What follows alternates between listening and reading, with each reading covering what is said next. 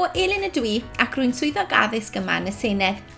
Diolch am ymuno â fi heddiw yn ein gwers rithwyr, lle byddwn ni'n edrych ar hanes y Senedd, ei phwerau, sut mae ei haelodau'n cael eu hethol a sut i bleidleisio yn etholiad y Senedd.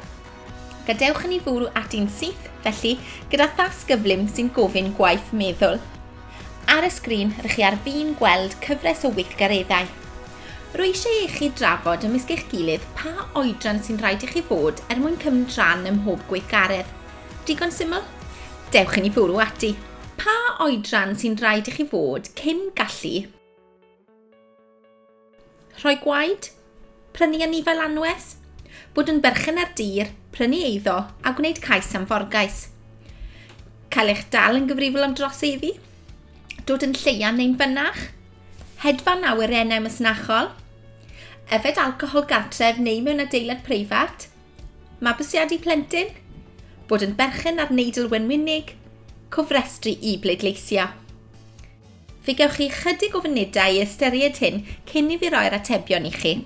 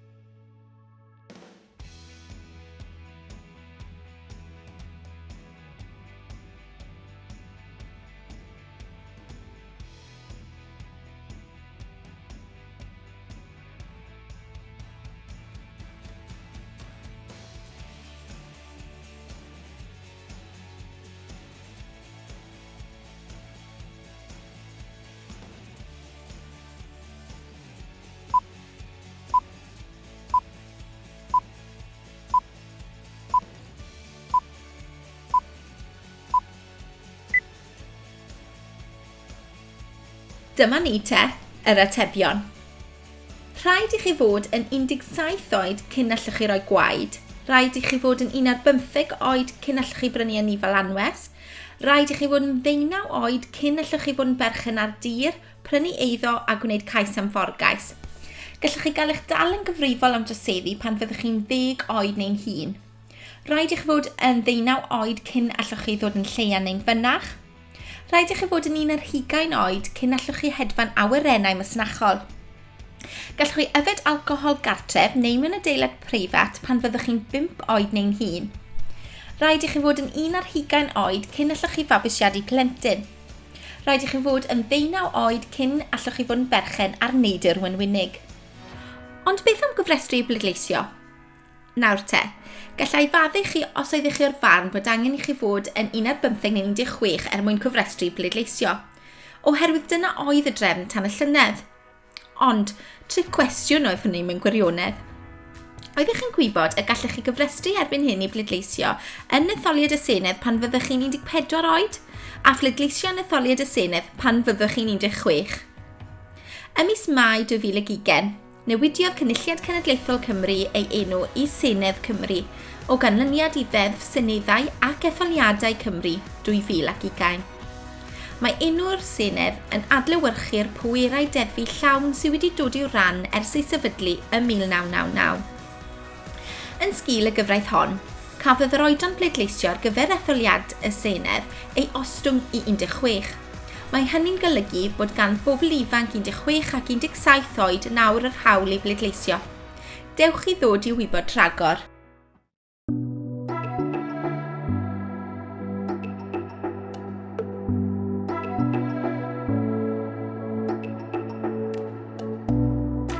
Mae hanes creu cyfreithiau yng Nghymru yn mynd yn ôl cyn dyddiau Hywel Dda.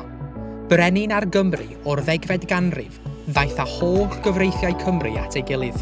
Daeth Cymru o dan reolaeth Lloegr yn 1282 ac yn aelod o'r Deyrnas Unedig yn 1811. Yn ddiweddar, cafodd pleidleisiau cyhoeddus neu referenda eu cynnal i ofyn a ddylai penderfyniadau ynglŷn â rhai materion gael ei gwneud yng Nghymru dros Gymru. Enw'r broses hon yw datganoli. Dywedodd Cymru ie yn 1997 ac yn 1999 cafodd Cynulliad Cenedlaethol Cymru ei greu.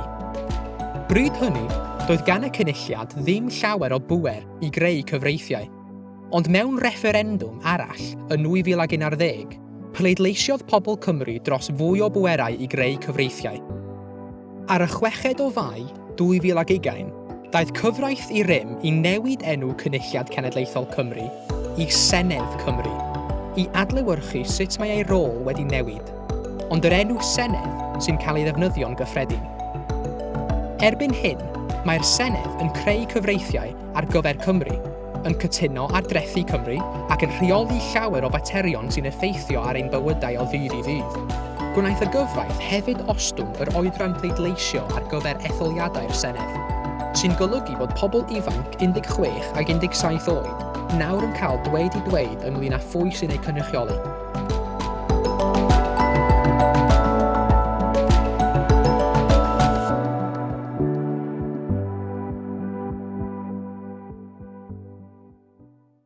Fel rydych chi'n newydd ei glywed yn y fideo, mae yna newidiadau cyffrous wedi digwydd yn ddiweddar sydd wedi galluogi pobl ifanc sy'n 16 ac 17 oed i bleidleisio yn etholiad y Senedd. Ond beth yn union fyddwch chi'n bleidleisio amdano? Dyma fideo byr arall sy'n sôn am bwerau'r Senedd.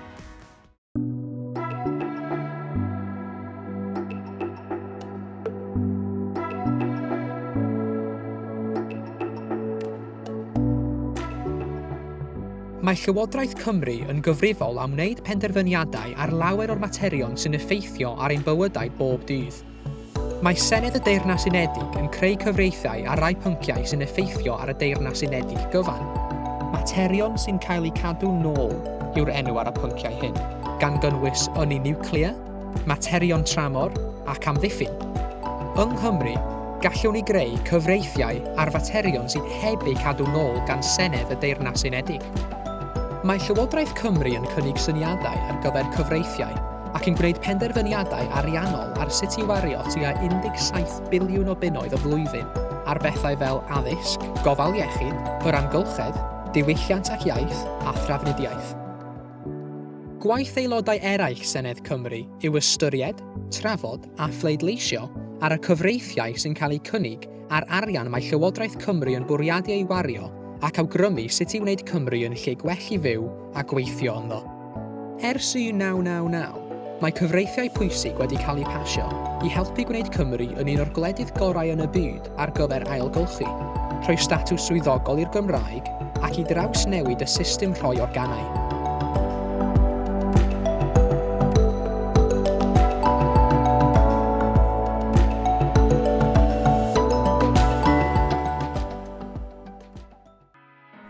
Chi'n newydd ei glywed yn y fideo, gall y Senedd wneud cyfreithiau ar lawer o bethau sy'n effeithio ar eu bywydau o ddydd i ddydd, ond dim popeth.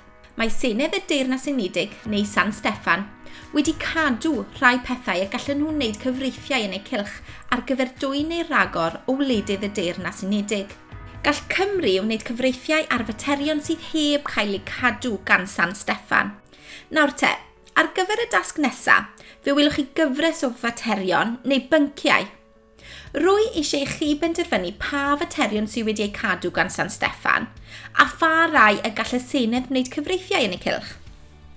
Henebion neu monuments, mewn fideo, y loteri, chwaraeon y hamdden, y post, camddefnyddio cyffuriau, twristiaeth, y Gymraeg, buddaliadau neu benefits, tai, dŵr, y we, gofal iechyd, darlledu a chyfryngau eraill, ynni niwclear, amaethyddiaeth, y gofod, gwasanaethau iechyd meddwl, addysg, hela gyda chwn, yr amgylchedd, trafod Brexit, y gwasanaethau tân ac achub, trosedd a phlismona, bwyd. Byddai nôl mewn ychydig funudau gyda'r atebion.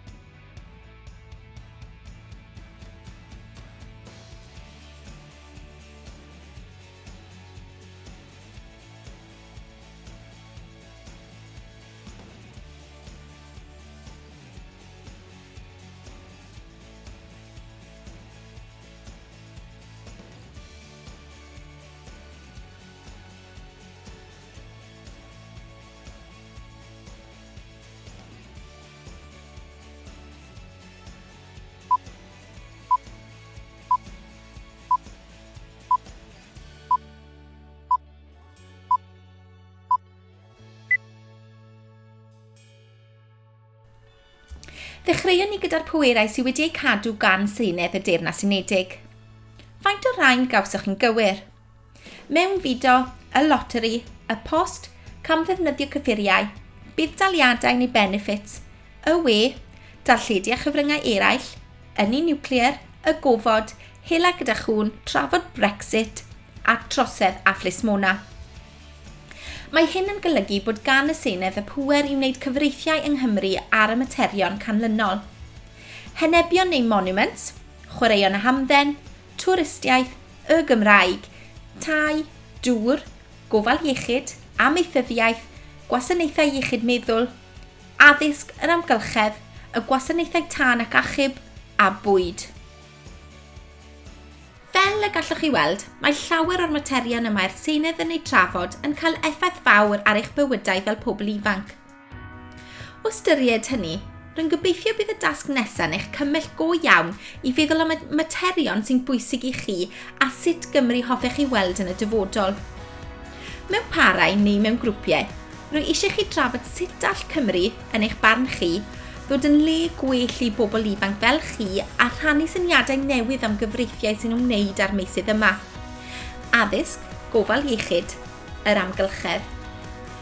Os ydych chi'n teimlo'n gryf dros unrhyw fater arall hefyd sy'n cael ei drafod yn y Senedd, beth am rannu syniadau sy'n ymwneud â'r materion hynny hefyd? Fe gewch chi 5 munud i feddwl am hyn, cyn stopio'r fideo hwn am ychydig a rhannu eich syniadau ar grwpiau eraill.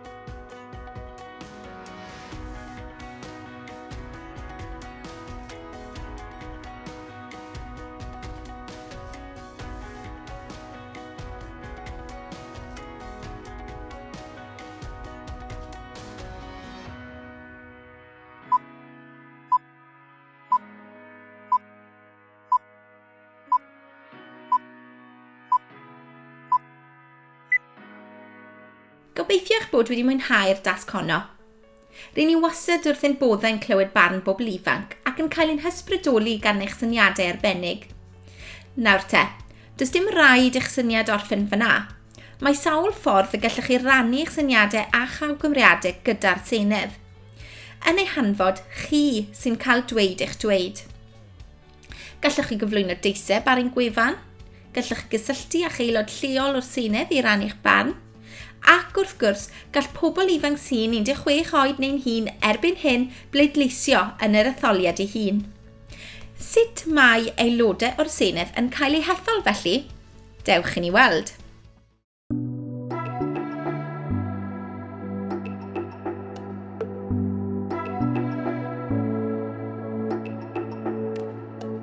Mae 60 aelod yn cael eu hethol i'r Senedd. Maen nhw'n cael eu galw'n aelodau o'r Senedd, neu AS. Mae 40 yn cael eu dewis i gynrychioli ardaloedd bach sy'n cael eu galw'n etholaethau. Ac mae'r 20 aelod arall yn cynrychioli'r ardaloedd mwy sy'n cael eu galw'n rhanbarthau. Wrth bleidleisio yn etholiadau'r Senedd, rydych chi'n bwrw 2 bleidlais. Yn gyntaf, rydych chi'n pleidleisio dros rhywun i gynrychioli eich etholaeth, a rhywun i gynrychioli'ch rhanbarth. At ei gilydd, mae gennych chi 5 aelod sy'n eich cynrychioli chi, sy'n golygu y bydd yn debygol bod o leiaf un o'r aelodau hynny o'r blaid rydych chi'n ei chefnogi, sy'n rhannu'r un farn â chi ar faterion penodol. Fel arfer, bydd y blaid sydd ar nifer fwyaf o seddau yn ffurfio Llywodraeth Cymru, ond gall pleidiau benderfynu ffurfio llywodraeth gyda'i gilydd hefyd. Yr enw ar hynny yw clymblaid. Mae'r aelodau yn dewis llywydd, sy'n cadeirio cyfarfodydd yn y Senedd. Maen nhw hefyd yn dewis prif weinidog, sy'n cael ei benodi gan y Frenhines i arwain Llywodraeth Cymru. Bydd y prif weinidog yn penderfynu pa aelodau o'r Senedd ddylai ymuno â Llywodraeth Cymru fel gweinidogion Cymru.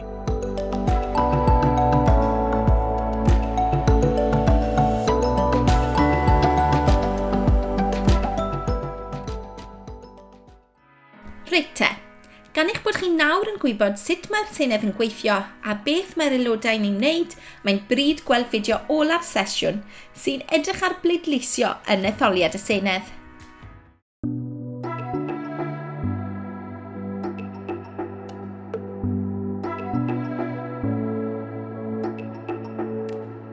Nôl yn yr etholiadau Prydeinig cyntaf, dim ond dynion cyfoethog iawn oedd yn cael pleidleisio.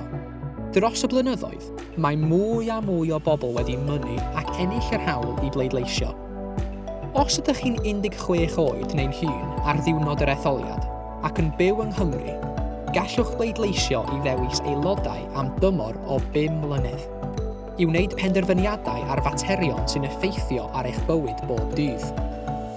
Ond sut byddwch chi'n gwybod dros bwy i bleidleisio? Bydd y mwyafrif o ymgeiswyr yn sefyll dros blaid gwleidyddol. Cyn etholiad, bydd pleidiau hynny yn cyhoeddi manifesto, dogfen sy'n esbonio beth maen nhw'n gobeithio ei wneud os bydden nhw'n ennill. Mae'r rhain yn cael eu cyhoeddi yn yr wythnosau cyn yr etholiad ar wefannau'r pleidiau ac ar y cyfryngau cymdeithasol. Mae'n bosib y cewch flas ar flaenoriaethau'r pleidiau a'r ymgeiswyr ar y teledu hefyd, mewn dadleuon gwleidyddol a darllediadau pleidiau gwleidyddol. Ydy pleidleisio'n syml? Ydy. Gallwch chi gofrestru ar-lein ac mae'n cymryd 5 munud. Unwaith i chi gofrestru, byddwch chi'n cael gwybod drwy'r post ble mae'r orsaf bleidleisio yn eich ardal chi, a gallwch chi fynd yno rhwng 7 y bore a 10 yr hwyr ar ddiwrnod yr etholiad i fwrw'ch pleidlais. Does dim angen mynd â dim byd gyda chi, dim ond mynd yno eich hun. Mae'n bosib pleidleisio drwy 2 ffordd arall. Os nad yw hyn yn gyfleus i chi, gallwch wneud cais i bleidleisio drwy'r post, neu, os na fedrwch fynd i'r orsaf bleidleisio, gallwch ofyn i rywun arall bleidleisio ar eich rhan.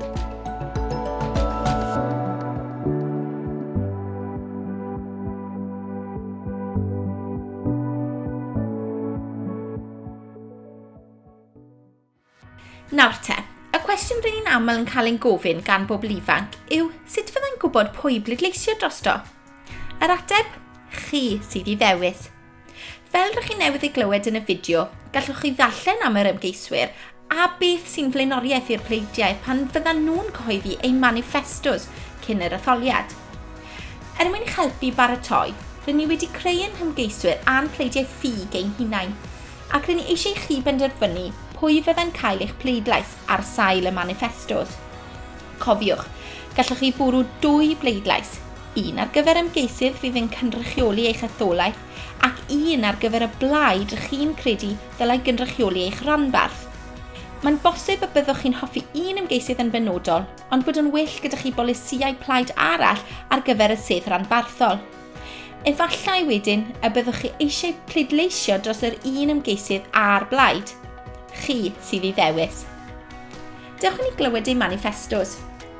Ymgeisydd 1, menyw 48 oed. Wedi ymddeol o fyd addysg ar ôl 5 mlynedd ar hugain yn y proffesiwn i gyfrannu at wleidyddiaeth.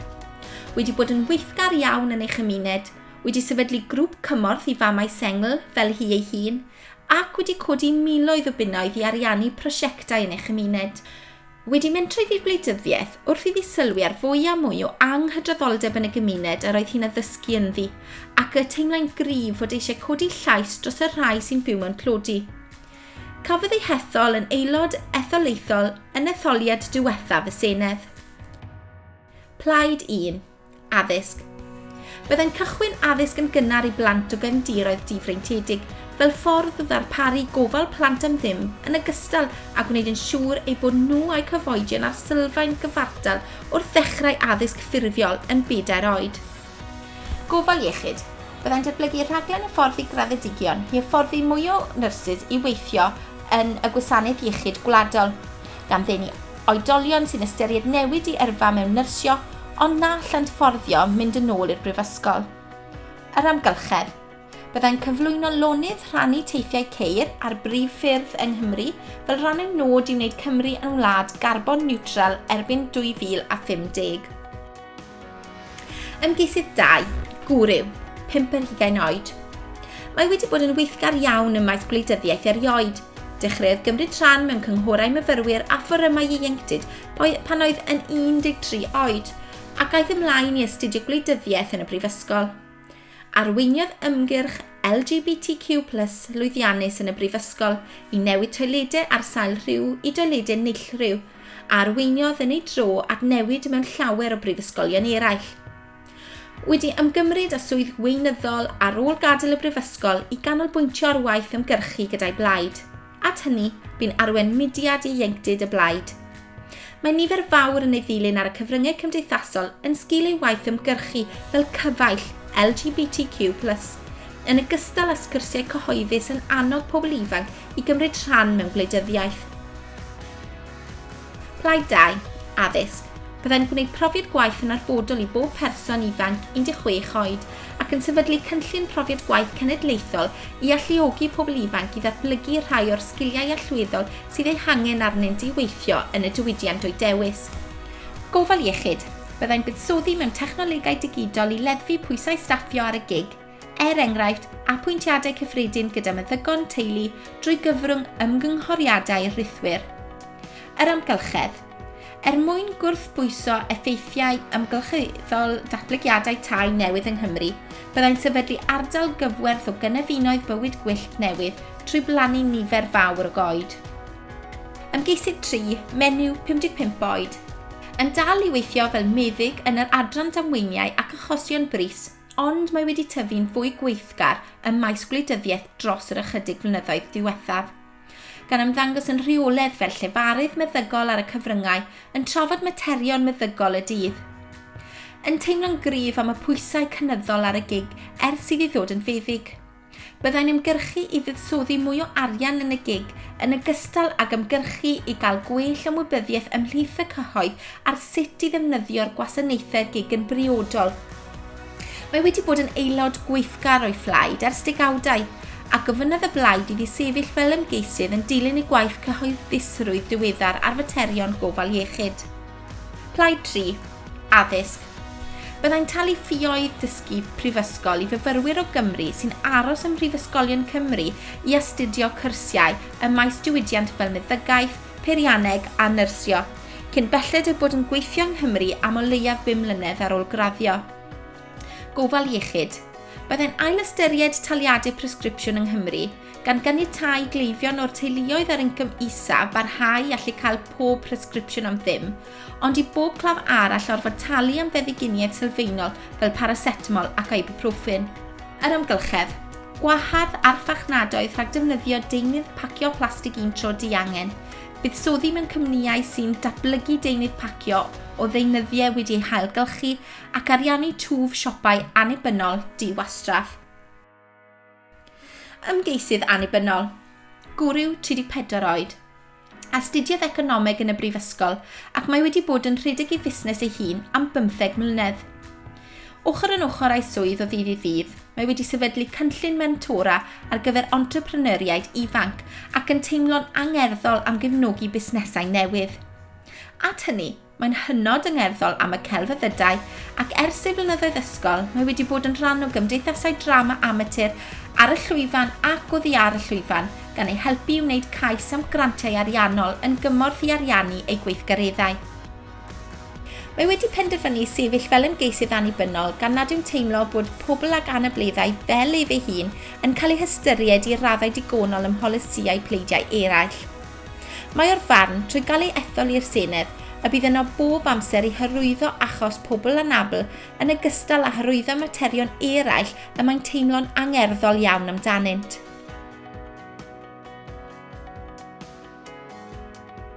Addysg. Yn pryderu nad oes gan bob ysgol yn ei etholaeth ddigon o offer tygach modern. Felly byddai'n pwyso am fwy o arian i wneud yn siŵr bod gan bob disgybl fynediad at dechnoleg fodern fel rhan o'i haddysg. Gofal iechyd. Eisiau cefnogi gwasanaethau yn ei ysbyty lleol a'i atal rhag colli adrannau hanfodol fel yr uned damweiniau ac achosion bris ac unedau gofal arbennig i fabanod. Yr amgylchedd. Eisiau codi tal ar gerbydau sy'n teithio i ganol ei dref leol a defnyddio'r arian hwnnw i gynyddu gwasanaethau trafnidiaeth gyhoeddus. Cymrwch funud neu ddwy i drafod pa ymgeisydd sydd orau yn eich barn chi. Gallwch oedi'r fideo fan hyn mwyn trafod fel grŵp, neu ailwylio'r manifestos os nad ych chi'n siŵr.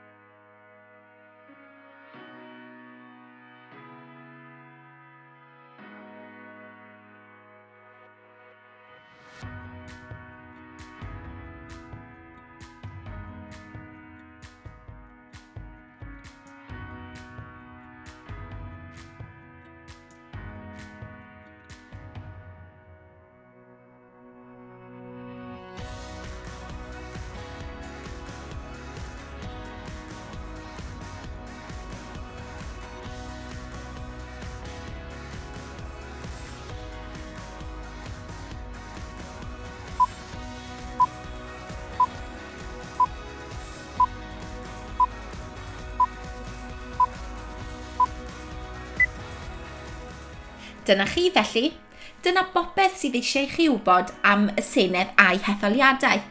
Cyn i ni orffen, dyma ni gwiz i weld faint eich chi'n ei wybod.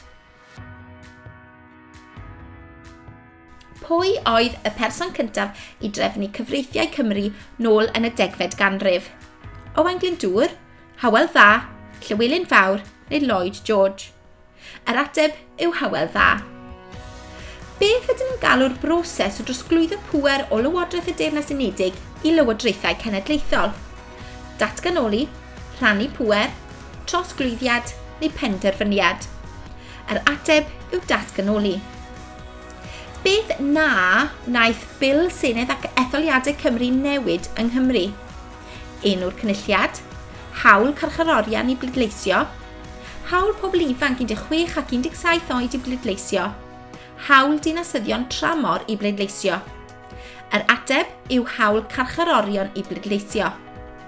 Sawl aelod o'r Senedd sy'n eich cynrychioli chi? 1, 3, 5 neu 7?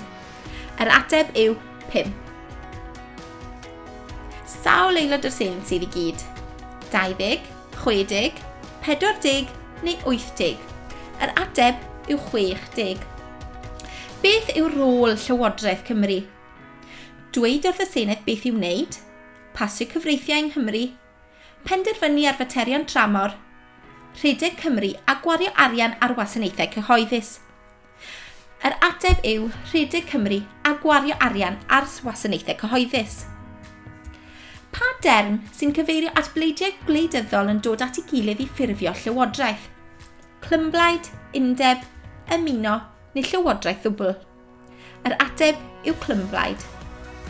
Yn fras, faint o arian mae Llywodraeth Cymru gyda chytundeb y Senedd yn ei wario bob blwyddyn? 10 biliwn o bunnau, 14 biliwn o bunnau, 17 biliwn o bunnau neu 20 biliwn o bunnau? Yr ateb yw 17 biliwn o bunnau. Mae etholiad y Senedd yn cael ei gynnig bob rhywbeth o flynyddoedd? 2, 3, 4 neu 5? Yr ateb yw 5. Pa ddogfen sy'n cael ei chyhoeddi cyn etholiad gan bleidiau gwleidyddol yn amlinellu ei blaenoriaethau a'i syniadau?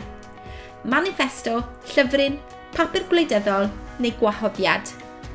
Yr ateb yw manifesto. Diolch yn fawr i chi am ymuno â fi a chofiwch bod sawl ffordd y gallech chi ddefnyddio llais ac ymgysylltu â ni yma yn y Senedd. Os ydych chi'n 16 oed neu'n hŷn, pob hwyl i chi wrth bleidleisio am y tro cyntaf. Os ydych chi o fewn trwch blewyn i gael yr hawl i bleidleisio, beth am ystyried y Senedd ieuenctid? Os ydych chi rhwng 11 a 18 oed, gallwch chi bleidleisio a sefyll fel ymgeisydd yn ein hetholiad nesaf.